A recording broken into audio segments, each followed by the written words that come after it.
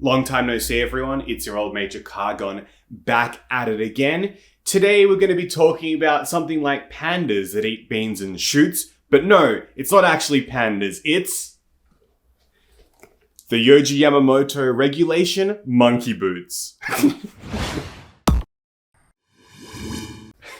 That was a pretty bad one, I gotta admit. As always, if you're enjoying the content, don't forget to like and subscribe. And as always, comments are very, very much appreciated. So in my online marketplace searches, it's always been interesting to find new kinds of shoes or things that I've never really encountered before. Before I got into fashion and all this kind of thing about 2 years ago, I was not a boots person. I never wore them. I found them super uncomfortable. I was a sneaker person through and through, and not even like fancy sneakers. I was just wearing a pair of Vans Old Schools or Vans Authentics. I think in Japan, I used to have a pair of Nike skateboarding. They were bright orange shoes that I found secondhand at a thrift and was just like, this is me now. So it's been a lot of fun getting to know shoes and boots and silhouettes. And one of them that I've always noticed a lot is this one. It's really stood out to me. This one from Yohji Yamamoto. Now, these are known as monkey boots. I'm not quite sure why this type of shoe is called a monkey boot. However, what I can tell you is that it's the Regulation line that produces these, and Regulation Yohji Yamamoto is a sub-label, or is it even a sub-label? It's a part of the umbrella of different labels that Yohji does have, and Regulation produces clothes that Yohji himself wears, and they often have little tags on them saying that they're expressively made for Yohji's people. Labels that look a little something like this.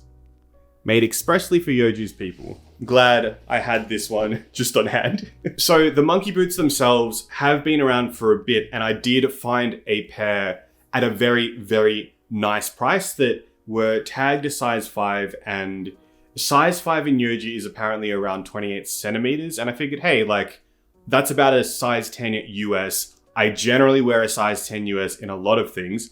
So I picked them up, and these were the ones that arrived. Now, these are from back in 2012. So 10 years old these shoes are, and it is a Regulation monkey boot in a size 5. I've got the style code is HWE51754. They look barely used, but the sole was awful. I had to get this bad boy fixed up when it did arrive, as there was an incredible amount of heel drag on there. The boots themselves are about a mid-height, really, really beautiful leather. They've got triple stitching all around them, which is really a really, really interesting, neat detail. As well as the detail of the top 3 eyelets are not actually eyelets. They're sort of similar to the hiking boot style where you wrap the laces around them to hold them, which is a really interesting detail.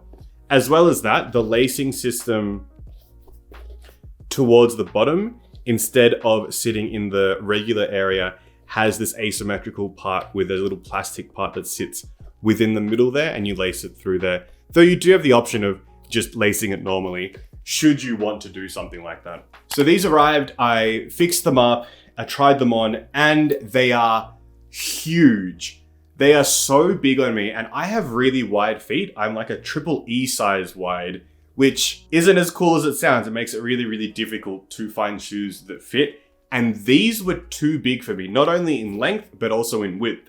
I got heel stoppers, I got an insole, and even then, tying them really tightly, it just did not fit properly. So a word of advice to anyone who is seeking out this shoe: be very, very wary, as they are very, very generous with their sizing. I would recommend this for an 11 or a 12 US, potentially even higher, but they're just, it's a surprise. They don't look like a big shoe. And when you wear them on foot, they don't look very big, but they fit huge. So sadly, I did keep an eye out on the marketplaces for other pairs of these that would pop up, and only could really find other size 5s, some size 1s. However, I did find a pair in a size 3. Now, a pair of Yohji combat boots that I have are in a size 3, and they fit me perfectly.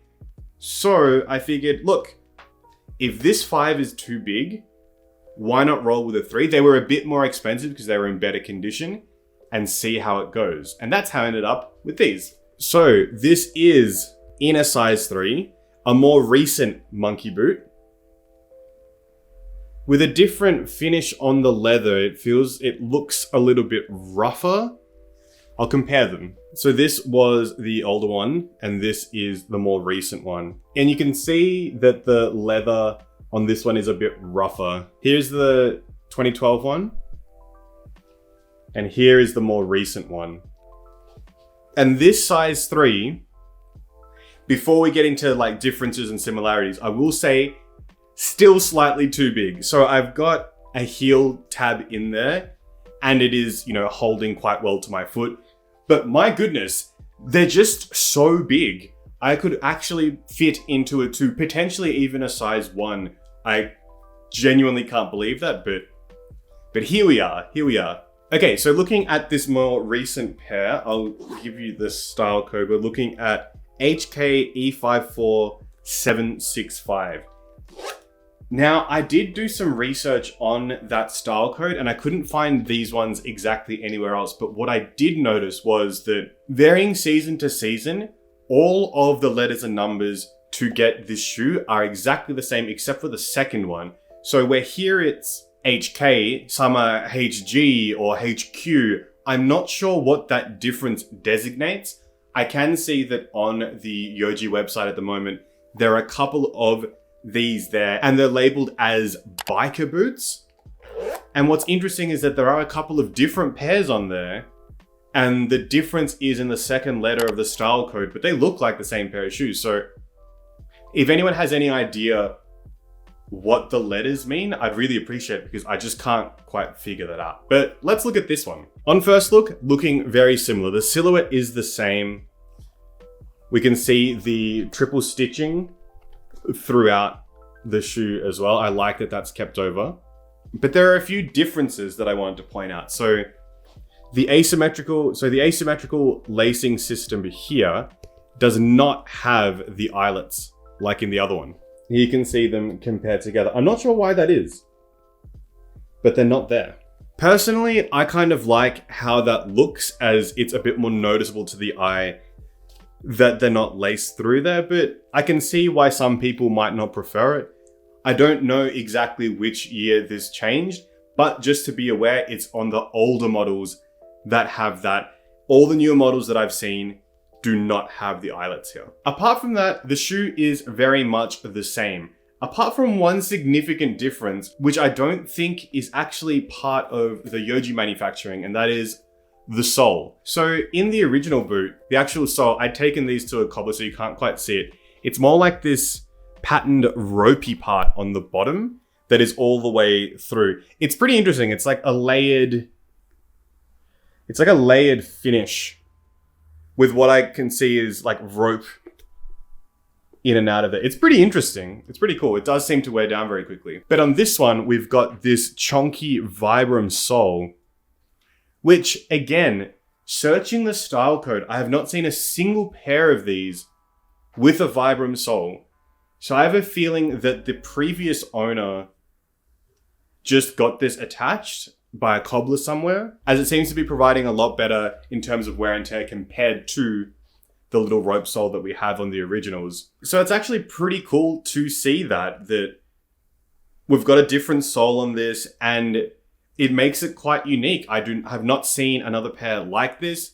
It does give you a larger silhouette overall since the sole is chunkier too. And I really like it. I've been looking for a bit of a chunky sole boot for a while that isn't like a platform one. And yeah, managed to find this, and it does fit the brief almost perfectly. Another difference as well is that on the 2012 boot, there is no zips or anything in terms of getting in. So you have to untie them each time, which I don't know.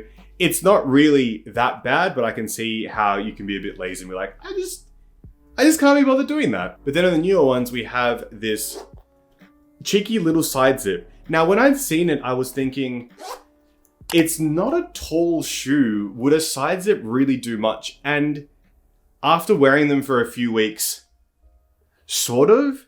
initially I was having to still undo this because I have to do them up pretty tight.